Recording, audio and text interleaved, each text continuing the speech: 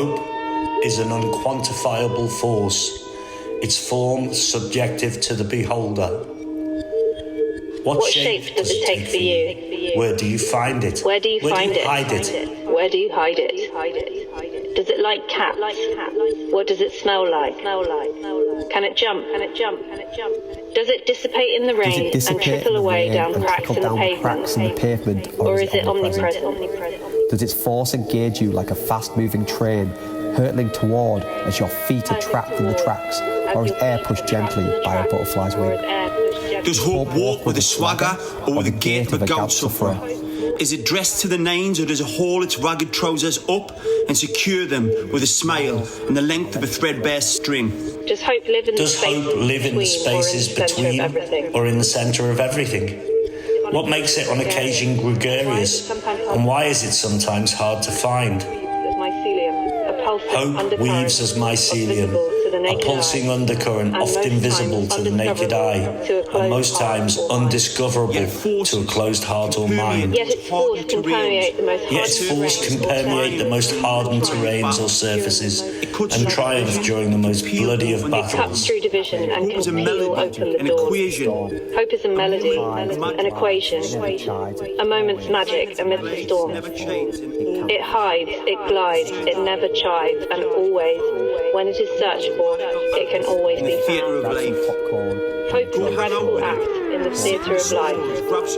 Hope is a radical act in the theatre of life. Go hang with it, sit in the stalls, grab some popcorn, and enjoy the show. Hope has much to give.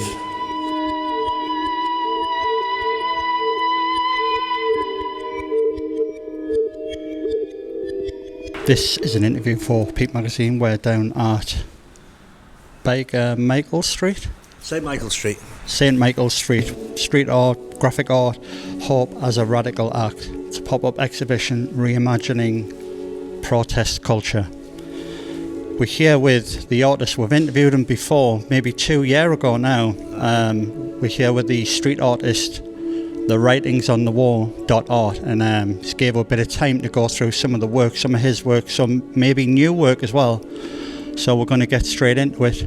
The writings on the wall.art, thanks again for joining Peep, and thanks for the time for standing around chatting about your work, pal. Oh, you're more than welcome, mate, more than welcome. Where can we start? Because I know there's a little story involving this car. Could you maybe talk about this car just for starters? Yeah, sure. So the show's basically was curated by Paul Warrior and Jimmy Turell in the first instance, and they had an idea for the concept of hope as a radical act, and they came up with an AI image of a battered car that was blooming again. So the idea was something that had reached the end of its natural cycle, then kind of reborn. And so we familiarised ourselves with the scrapyards of Backworth and Killingworth, etc. Went round and met some very colourful characters, as you can imagine, and located that Fiat 500, which we got haulaged here. A bit of advice: if ever you're going to use a scrap car in an art exhibition, make sure it's got wheels, because this didn't have wheels, and in my crazy vision 6 people could lift it, but I think you'll find you'd need more like 60. So we eventually got it in, and then it was brilliantly dressed by Verde Flowers, and then I put some of my words on from the core poem, which is kind of part of the show, which is up on the wall there, which I can give you the words to as well. Another thing that's caught my eye as well, that caught our attention, because we actually came down here Friday night. Was that the opening night? The Friday night was the opening. Yeah, that's it. Yeah. And we went past, and I wasn't shocked, but it was a lot of people in here. So it was a pleasant surprised to see so many people coming down and checking the work out. Were you expecting more people, or were you quite happy with the turnout? I mean, I think it was an incredible turnout, and but it was reflective of the collaborative nature of the show. Being a group show, each of the artists kind of have their friends and followers, and so putting them together kind of masked up in the name of hope, which was brilliant. The thing that really caught what attention was this phone box. Yeah. So I'm wanting to know about this phone box and the kind of theory behind it. Well, the phone box is a brilliant idea, a brilliant installation that Paul Warrior came up with. And again, if you're ever going to put a BT phone box in an art show, don't forget they're designed to be indestructible. Mm-hmm. So we had to get into its guts and put in a sound player so as that when you pick up the receiver, mm-hmm. the poem that makes the central message of the show plays with some music that was done by a collaborator of ours called Third Bloom, and it was brilliantly technically installed by Georgia Overlay Press. So it was a real collaborative effort to get it together. But for me, it's my favourite piece because there is hope on the end of the line. It kind of reminds me of the Andy Warhol exhibition where he had a phone, and then there was people kind of queuing up to have a chat in this phone, and it was a direct line to God. Are you influenced by artists such as Andy Warhol? I think everyone's influenced by Warhol, whether they know it or not, and I think he most famously said all art is theft, and so we nicked his idea. Brilliant. I mean, that is a radical act, isn't it? It is, yeah. It is, yeah. So from last time, from maybe 2 years ago when we had a chat here, if I remember correctly, the last exhibition was There Is Beauty in Decay. That's correct, yeah. Are there going to be more exhibitions in the future like this one and Beauty in Decay? Because I think you're kind of onto a winner here, because I think it gains huge interest, and I think you get a lot of people come down talking about the work, and I think that's the most important thing. You get people talking about the work. Yeah. Well, I think that these things happen quite naturally. So Beauty in Decay came together through myself, Cack Handed Kid, and Van Gogh working together, and I'm very, very interested in the idea of working with other artists because it helps you understand and develop your own attributes, and leaning on each other is always a positive thing. Yeah, definitely. Is it the first time you've worked with graphic artist Jimmy Turell? Yeah, it's the first time I've worked with Jimmy. I was a fan of him and then became a friend of him, and I was invited in with Cack Handed Kid to kind of co-curate the show.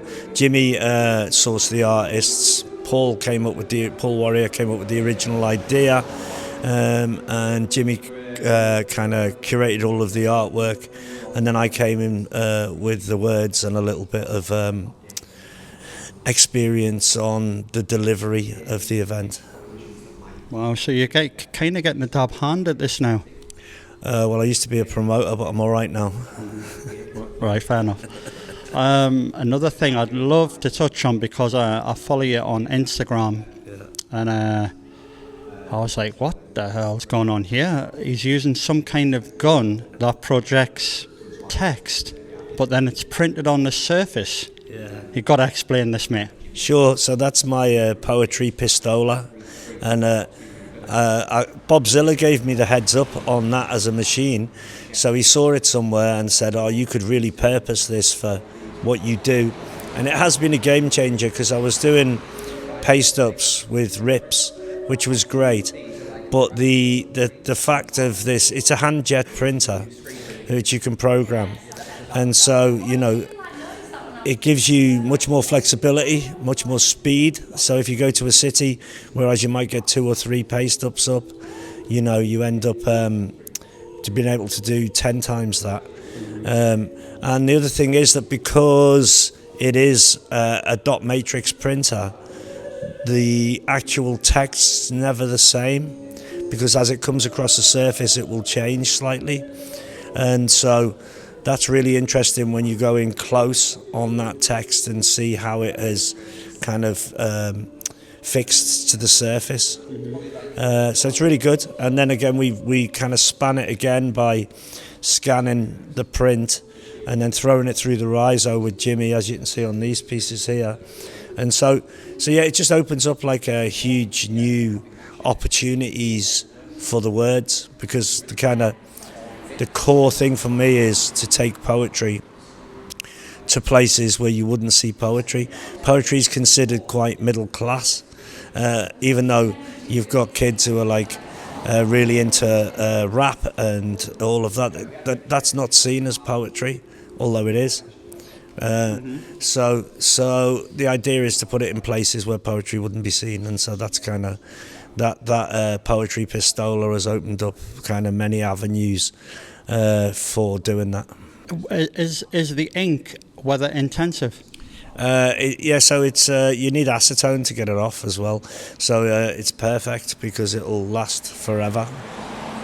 That's got to be a win-win for you, isn't it? It is in some ways, but you know, with the paste ups, like the weathering and the change and the decay of the words is really it invokes like different feelings and, you know, what have you. So I really like that as well. So I try to play between the two, really. Wow, brilliant. If I remember correctly, you learned to read quite early on, getting taught by your grandma. Is that correct? Yeah, me little nan, my great grandmother. Yeah. So I got taught to read when I was 3 years old, and that's definitely been the biggest gift I ever had in my life. You know. I mean, the backstory is brilliant, because I remember distinctly chatting about that last time. Some questions I like to ask just to tail off, if you don't mind. Of course, yeah.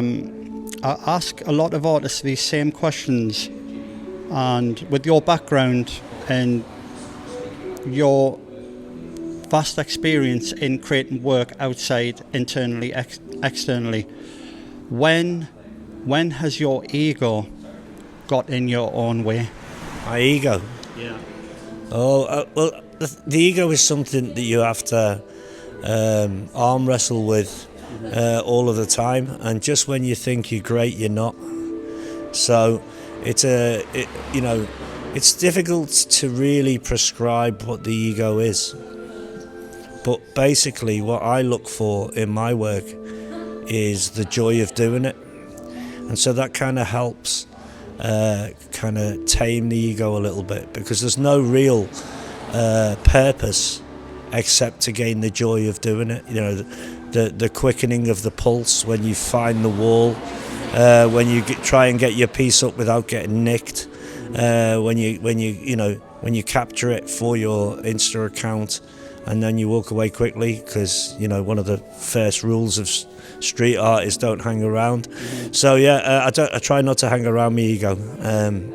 You know, it's there, but it's not something like I'm not looking to achieve anything except the joy of doing it. Great. Last question. Yeah. Within working life, artistic life, corporate life even, what has been your biggest challenge, and how have you learned to overcome that? So the biggest challenge is staying alive, because just trying to live till Friday on a weekly basis. But I don't know. Challenges for me are just problems to be solved, and it keeps the brain active and it keeps you learning. So I've hit my 60s now, and it's still like every day's a school day. So that kind of in many ways keeps you interested in the time ahead, if that makes any sense. That makes perfect sense.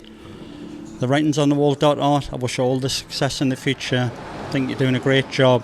I'm loving the gun thing, loving that. I think you're definitely on to a winner, and great exhibition, and I hope to come down, chat to you more often, mate, and come down and see these shows. Well, thanks so much for your time, and continue that great work, because I'm a big fan of the publication. Brilliant, mate. Thanks a lot. Cheers, mate. This is an interview for Peep-magazine. We're also joined with Paul Warrior, the curator of Hope as a Radical Act, the pop-up exhibition reimagining protest culture.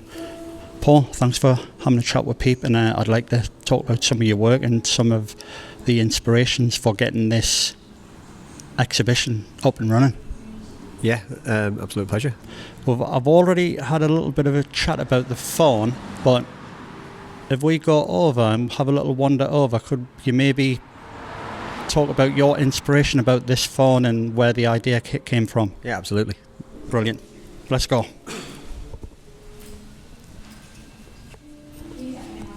Okay, so we're here at a BT phone. I've just had a chat with the writings on the wall. I'm looking at the sign. It says Paul Warrior, poem by The Writings on the Wall, audio by Third Bloom, which he's already explained. Hope is at the end of the line, but maybe you can go from here, Paul. Yeah, so the phone box game is an idea. When I was looking into the protest culture and looking into kind of the things that were inspiring me, it was things that were just everyday objects, especially from where I'm from. So I'm from Redcar, from a place called Dormanstown, and I grew up on a council estate.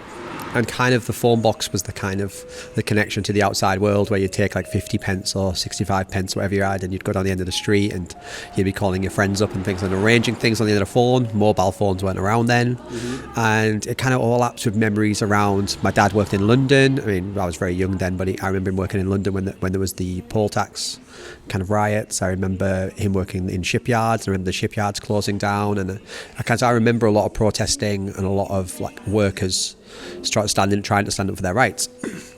And kind of that whole council estate aesthetic, just kind of, it all glues into my kind of childhood memories. Mm-hmm. And the phone boxes and just how iconic I think they really are, especially the more kind of the ones they're still using now, but the stainless steel ones, I just think they're an unbelievable thing. When you walk past them and phone boxes are trashed, but the phones always seem intact. And I mean, that's because they're indestructible, as I think Dave has said and we've found out.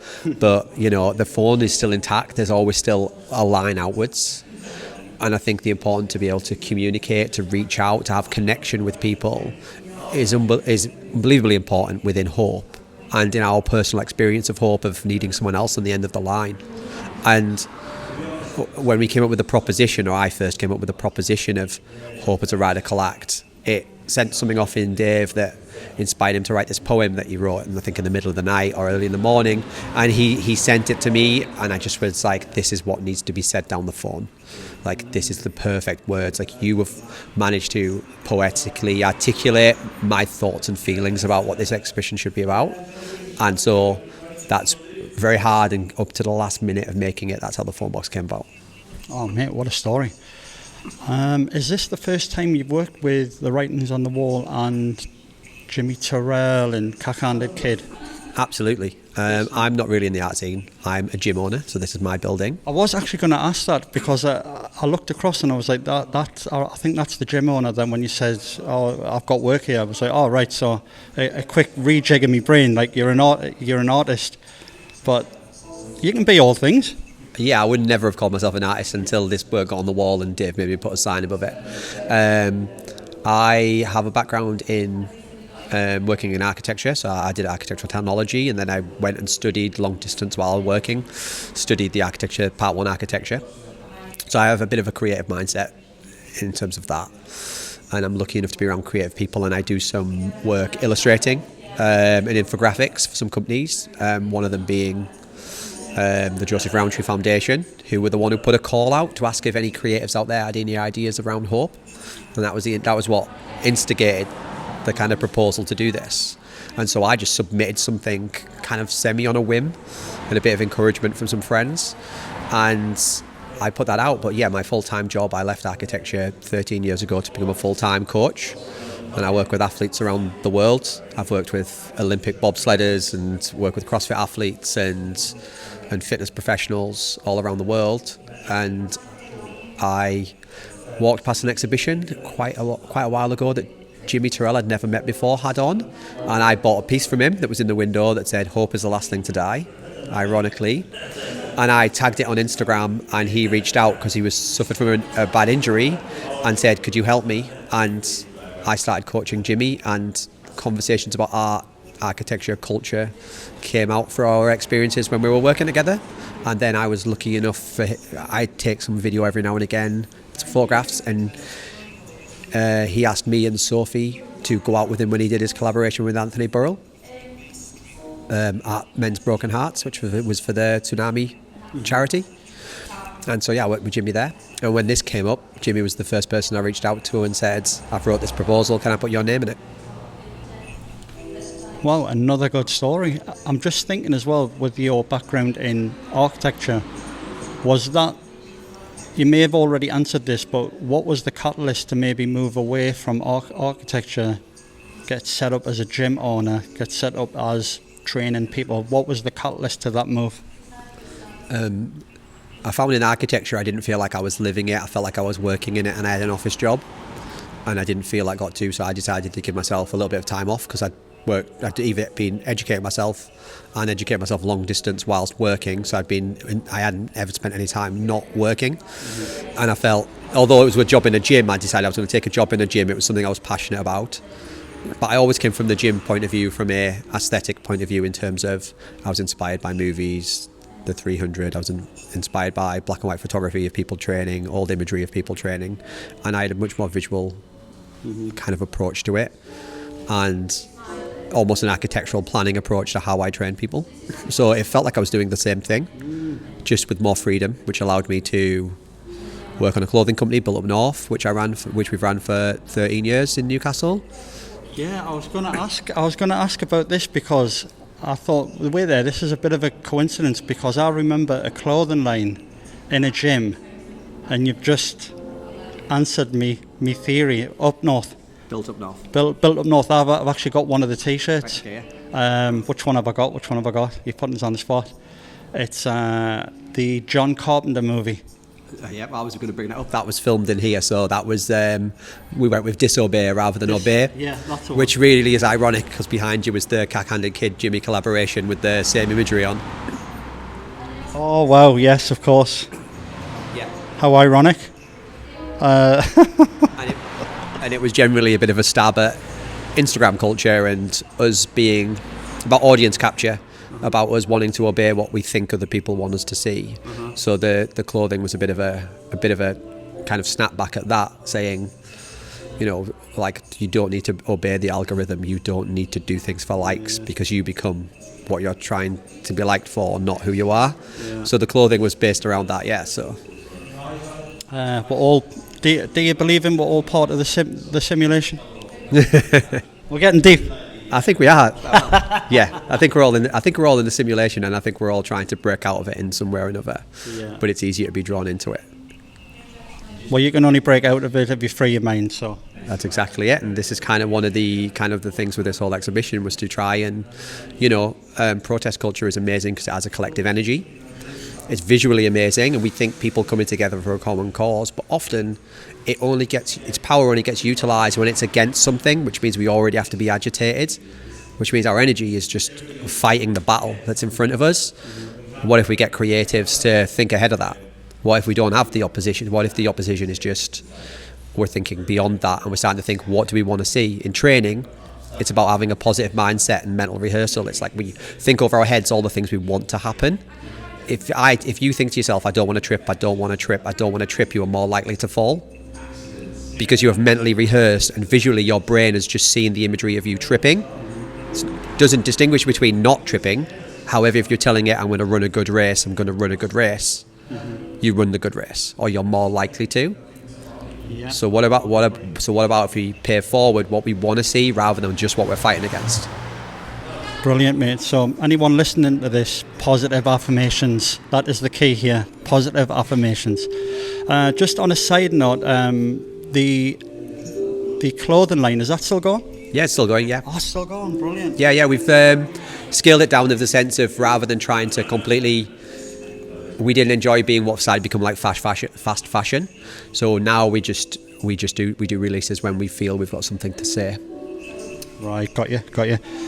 Paul, a few questions that I love to ask to entrepreneurs, artists, people who are working in the commercial world, or not the commercial world. What has been your biggest challenge, and how have you overcame that or learned to overcome that? I can give you time to think about that if you want. Let's just go. Let's go. Oh, cool, man. Let's get into it. Let's see what happens. I still think authenticity is still one that it's quite hard to. I think you can quite easily see yourself, for me personally, being dragged down the commercial route, where you're starting to think about, how am I going to make money from this? How am I going to be seen in this? What is my own self-worth in this? And I think you can lose yourself in trying to please other people. I think Rick Rubin said something about he doesn't really care what the audience thinks. He cares about creating what he thinks. And if it's authentic and it's right, hopefully the audience get that. So I think in the needs of trying to make things work, and that happens with the gym, it happens with everything you do, there becomes a point when you stop letting the original idea flow and you sort of try to take over. And I think there is people who are natural entrepreneurs who could jump on and guide you. However, that's not me. And I found that the things that I do that are closest to my authentic self are the things that are most successful. And I feel like this is why we've done this thing here, is because we did the thing and didn't overly think about the thing. We knew in our hearts kind of what this meant to us all and who we needed to reach out to. And the turnaround meant we didn't have time to let ourselves get in the way of this project. So, yeah, I think trying to keep yourself out of the way of your own success is the one. Wow, this is a good little spin-off to my next question. When has your ego got in your own way? Oh, it's a toughie. I can move on and come back. I think it's a challenge, isn't it? Because I think you can be equally too egotistical and not egotistical enough. It's about having the hubris to go forward and believe in your ideas.